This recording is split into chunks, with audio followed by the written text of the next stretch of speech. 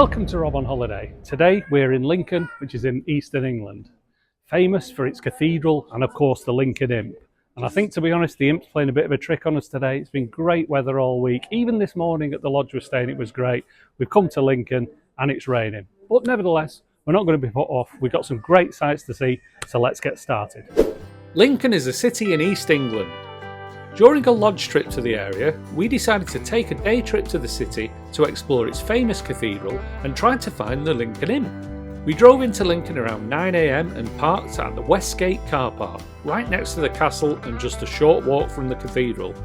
You pay per hour, but anything over 4 hours will cost you £9.80. Our first stop of the day was Lincoln Cathedral, but first, starting off our visit to Lincoln like we always do it in any city, having a break, and Lincoln Cathedral has a really nice cafe. And a nice cappuccino and wait for my scone to arrive. Lincoln Cathedral is an 11th century Gothic cathedral and the main attraction in Lincoln. Tickets to visit the cathedral cost £12 for adults and are free for under 16s. There's also a £2 discount if you visit on Sunday. There are worse ways to spend a Saturday morning here in the cloisters at Lincoln Cathedral. Really nice. We entered the cathedral via the cloister, which is beautiful and offers great views of the various building exteriors.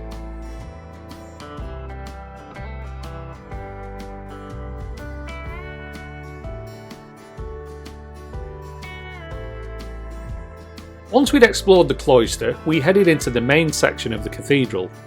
The nave is a wide open space lined on either side by stone columns and several stained glass windows.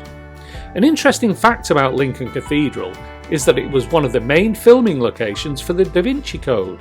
The cathedral was used as a double for Westminster Abbey since it was built around the same time period. Of course, Lincoln Cathedral is also famous for being home to the Lincoln Imp. The story goes that the Imp came to wreak havoc on the cathedral and, as a result, an angel turned him to stone. The Imp is a little hard to spot, but you can find him near the altar if you look hard enough. We spent about an hour exploring Lincoln Cathedral, and in our opinion, it's well worth the cost.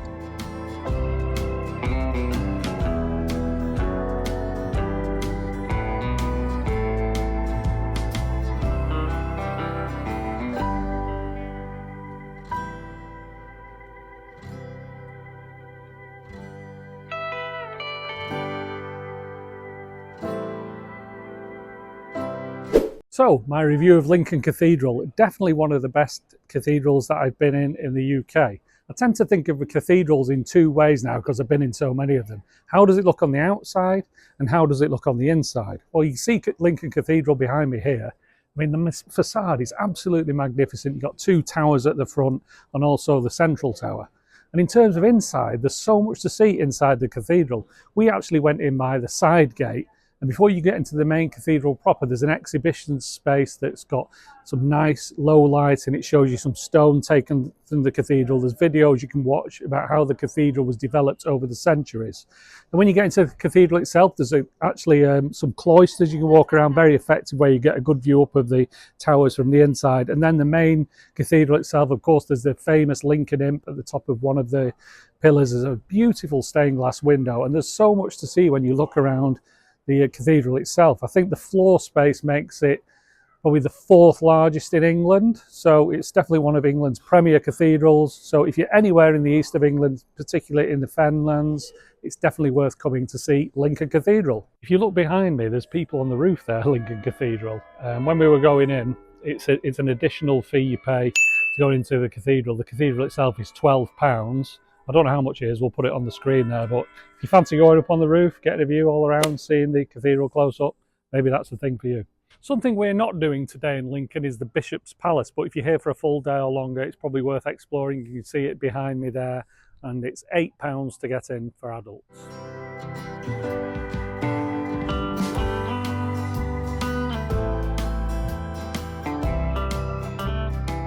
Two main attractions in Lincoln, the castle and the cathedral, they're at the top of Steep Hill. It literally is called Steep Hill. Actually, this is an attraction in itself, a cobbled street with shops either side, quite a good photogenic shot if you come up. But if you don't like walking up the hill, there is a car park right next to the castle, which is where we parked today. So check it out on your maps. come up there and then you can just walk to the two main attractions without going past the hill.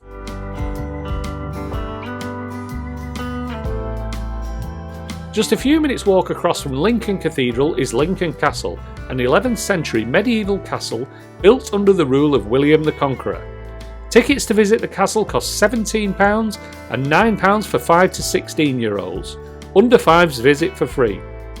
Since it was already lunchtime, our first stop was the Castle Cafe, which offers a great selection of sandwiches, pastries and other light bites. There are three main things to do at Lincoln Castle: the medieval wall walk, the Victorian prison, and viewing the Magna Carta. That's right, Lincoln Castle is home to one of only 4 surviving original copies of the Magna Carta. In this building behind me is one of the surviving copies of the original Magna Carta written in the 1200s, so that makes it a really important document. You're not allowed to film in the building behind me, but you see the documents in glass cases. There's also a couple of short films in a small cinema that gives you a bit of context about the document itself. Next up was the Victorian prison, which was used as a prison between 1848 and 1878. The prison is famous for its implementation of a separate regime, which helped to keep prisoners from corrupting one another by keeping them apart. During your visit, you can explore the prison, including some of the cells, and you can even dress up as a prison staff member or even a Victorian criminal.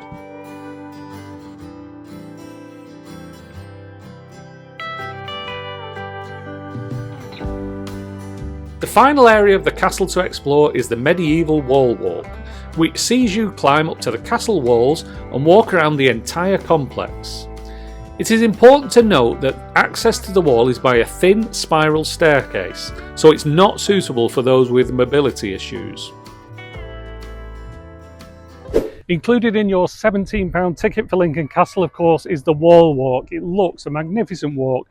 Long way around where you can see all the internal things in the castle, lots of towers and things to look at, and of course what a magnificent view of Lincoln Cathedral. A walk around the walls takes around 20 to 30 minutes and it's a great way to end your visit to Lincoln Castle.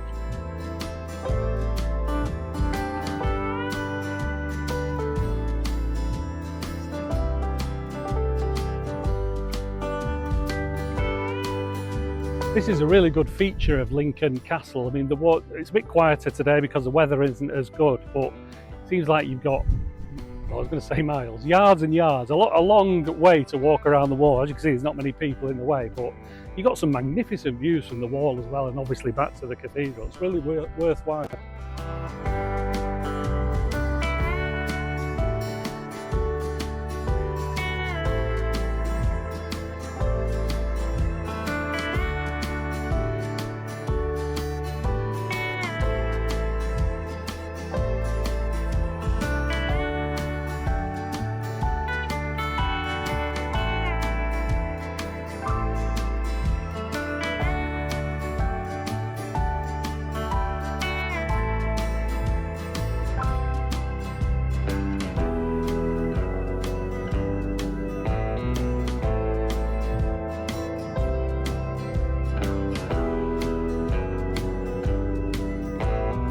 Okay, it's a very tight spiral staircase to get to the top of the tallest tower here at Lincoln Castle.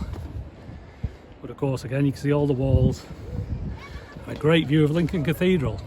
But don't come up the stairs if you don't like confined spaces, because it is pretty tight.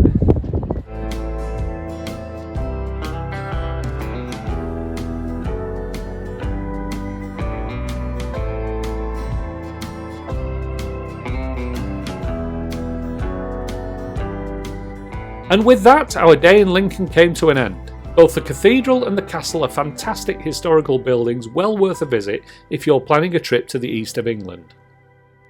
That's it for today's video. Future Rob jumping in here. So after our great day at Lincoln, on the way home from the lodge towards Manchester, we decided we couldn't pass up the opportunity to cross the mighty Humber Bridge. I mean, it's absolutely magnificent, opened in 1981. At the time, it was the longest suspension bridge in the world. It's still the 12th longest in the world, and it's a great sight along the River Humber here. That's it for today's video. If you have any questions about visiting Lincoln, leave them in the comments section below and we'll be happy to answer them. If you found this Lincoln travel guide helpful, Leave it a like and consider subscribing to the channel for more travel tips and tricks. Thanks for watching Rob on Holiday, and we'll see you next time.